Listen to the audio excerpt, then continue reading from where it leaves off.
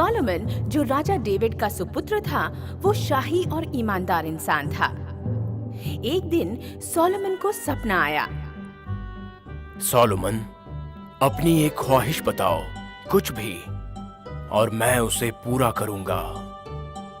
Solomon ने बड़े प्यार से ईश्वर से कहा, मुझे पता है कि ईश्वर के लोगों को संभालना एक बड़ी जिम्मेदारी का काम होता है, इसलिए मैं आपसे इस काम को सही ढंग से कर सकूं, उतनी समझदारी मांगता हूं। मैं तुम्हारी ख्वाहिश से खुश हूं। शुक्रिया ए ईश्वर।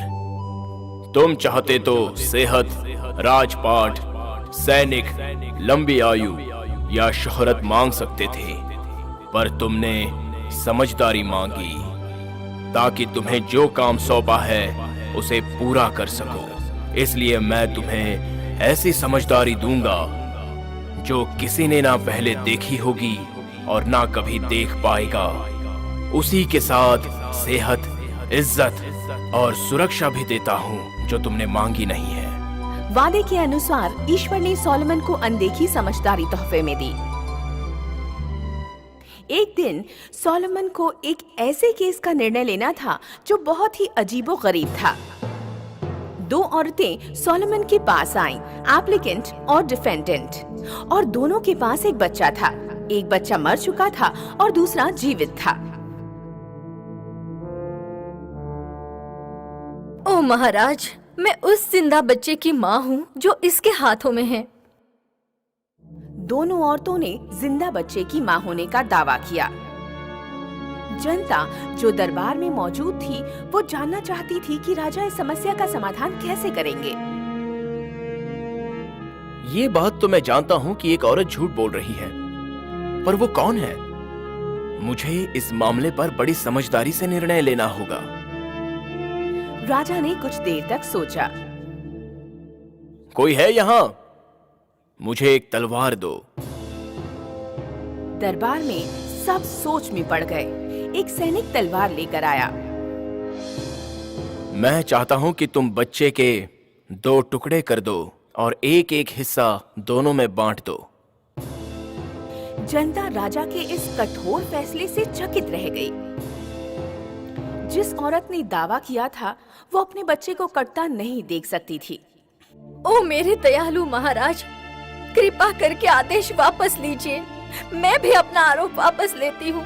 आप फैसला इसके हित में कर सकते हैं, पर मेरे बच्चे के प्राण मत लीजिए। मैं अपने सामने अपने बच्चे को मरते हुए नहीं देख सकती। मुझे तो राजा का फैसला बहुत पसंद आया। इसे 2 हिस्सों में काट दो। मैं अपना फैसला वापस लेता हूँ और हुक्म देता हूँ कि बच्चे को पहली औरत को सौंप दिया जाए, क्योंकि वही इसकी माँ है। शुक्रिया महान महाराजा। सोलोमन की समझदारी हर किसी के जो दरबार में मौजूद था समझ में आ गई और उसकी वाहवाही पूरे राज्य में फैलने लगी। ईश्वर ने अपना वादा निभाया। राजा सोलोमन लेजेंड बन गए। उनकी समझदारी की प्रशंसा हर तरफ फैलने लगी। सोचने वाली बात है कि एक इंसान इतना समझदार कैसे हो सकता है।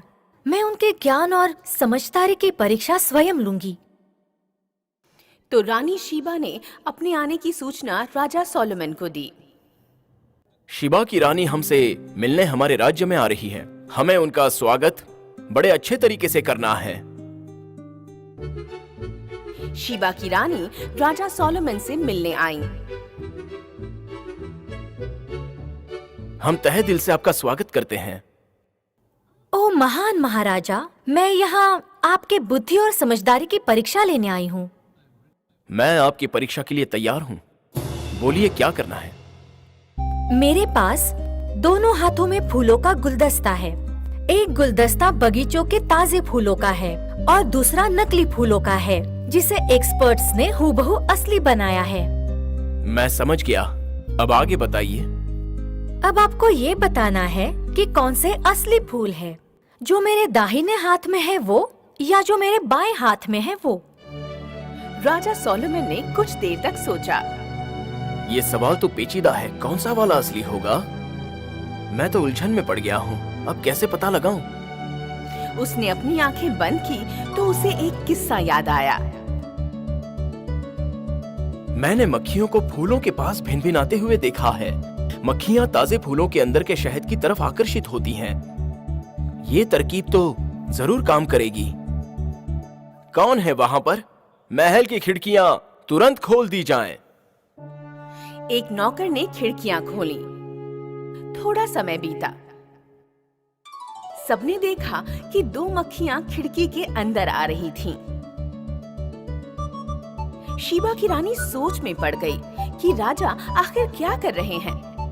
मक्खियां उन फूलों पर जाकर बैठीं जो रानी के बाएं हाथ में थे। जो फूल आपके बाएं हाथ में है वही असली फूल है। बहुत बढ़िया।